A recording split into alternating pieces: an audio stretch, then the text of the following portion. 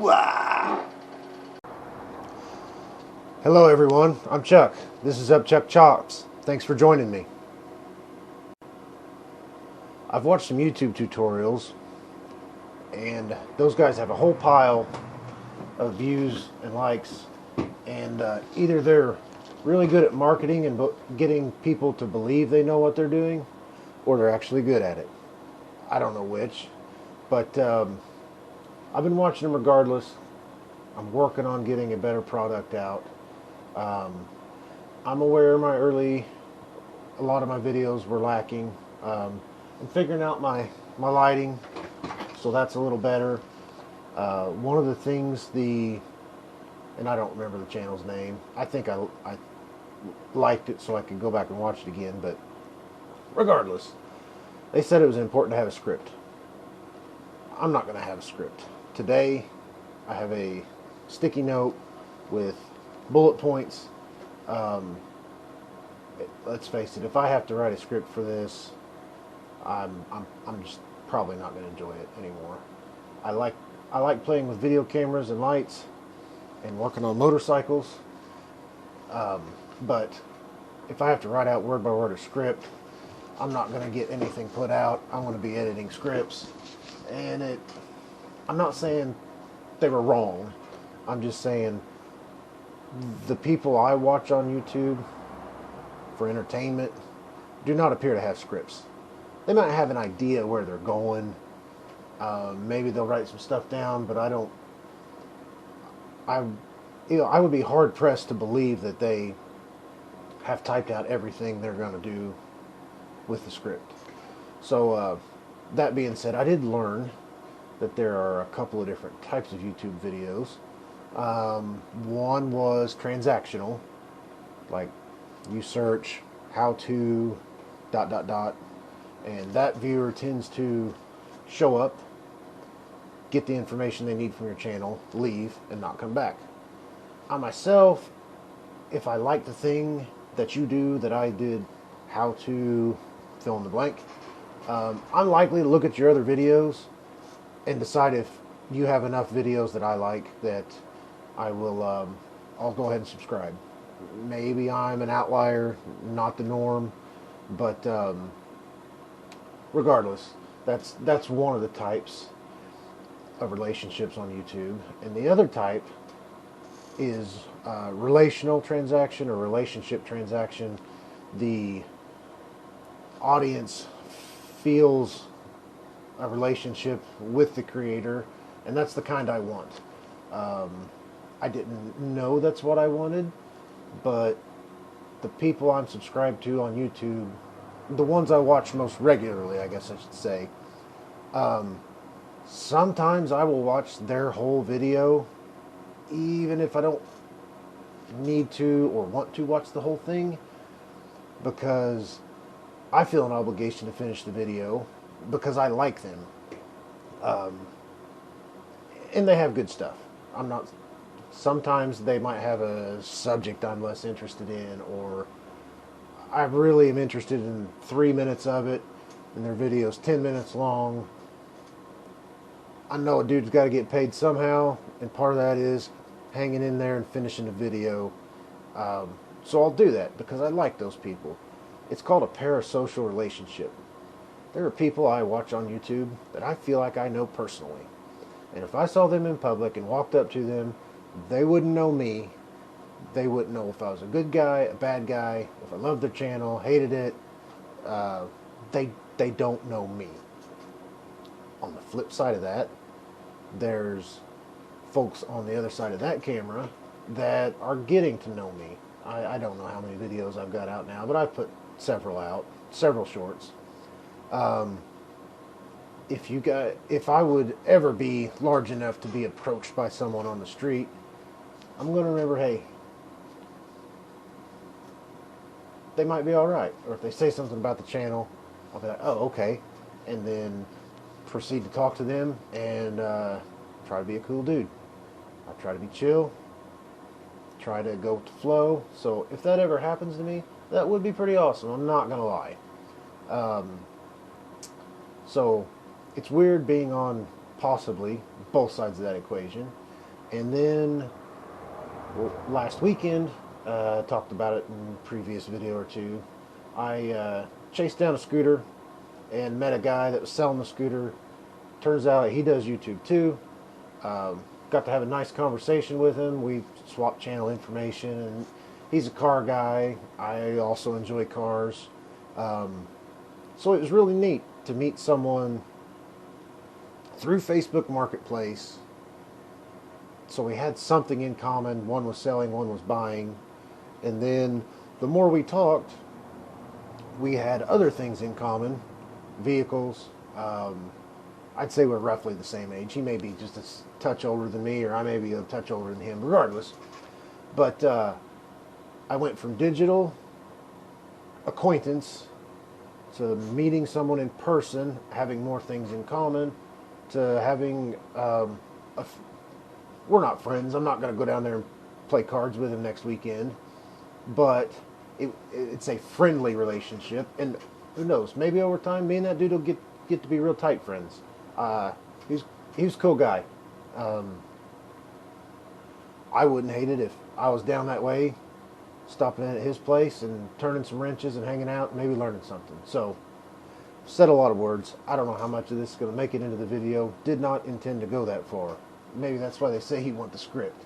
Anyhow, little channel update. I'm up to 60 subscribers. That's awesome. Thanks, guys. Hope you keep tuning in and watching. I'm not sure how I wish to define my success at YouTube. Would I like to get monetized and get some checks sent? I'm sure it's not checks. Would I like to get monetized and get a little money in my pocket to put some parts on the bike? Yeah, that'd be cool. I'd be lying if I didn't say I don't care at all about monetization. Who don't want to make money, okay? If I can make money at a hobby, that's that many more hours I probably don't have to work at a real job. So there's that. I enjoy making the video, and I even enjoy the mundane of editing the video, of taking all my uhs and ums and dumb stuff I say, getting rid of those, leaving enough in that I'm not a robot, kind of a deal. But I enjoy that part. So if I continue enjoying that, I'm highly likely to continue making videos, monetized or not. If I ever get enough people watching, interested, I like the idea of merch, like nothing crazy. Hoodie, t-shirt, what do they call them? Baseball tees, 3/4 length, maybe a ball cap. Maybe stickers, I don't know. I like stickers myself. I like getting stickers. I don't know if I'd like selling stickers. We'll see what happens. For right now, success is honing my ability to make a good video, have good audio, better video, better audio, learning the skill of editing better, learning how to use the software I use. It's Clipchamp. Do you want to know why I use that? Because it is free. I didn't even know I had it on my computer until I Googled free editing software, and it came up Clipchamp, and then somehow I found it in my computer. It's the free version. I could upgrade it, but I want to continue getting better at making videos. I don't want to get pigeonholed into only working on motorcycles. I posted some garden content, and there's mixed opinions on you need to be super niche, or people aren't going to pay attention to you, or they won't come back enough. I like a lot of things. I like building things. I like working on things. I've got an idea for a video, sorta. I've got some old wooden drawers, and I don't know if I'd like to make a toolbox out of them, or a plant stand, so I've got it rolling around. I just haven't decided what I wanted to do. And you know what I'm going to do? When it comes time, I'm going to make a video of it. I dabble in woodworking. I dabble in motorcycles. I dabble in gardening. Those are part of my interests. And I think if people come to like me coming through the camera and I'm engaging, you don't have to watch every episode. It's not going to hurt my feelings. But if you come for my gardening stuff and you see a new gardening one and you come back and watch it, great. If you're the motorcycle guy that wants to see the motorcycle stuff, great. Perhaps you're a motorcycle guy or gal, but the analytics show like 95 or 7% of the people who click on my stuff are guys. Maybe you're a motorcycle guy and you see me plant a tomato and grow it and enjoy it, and you think, huh, oh, maybe I'd like to try that. Winner, go for it. What's stopping you? You know, that's kind of where I got to the point before I started the channel. What's really stopping me? I have an internet connection. I have an Amazon where I can buy a camera. I have a project. Why not give it a go?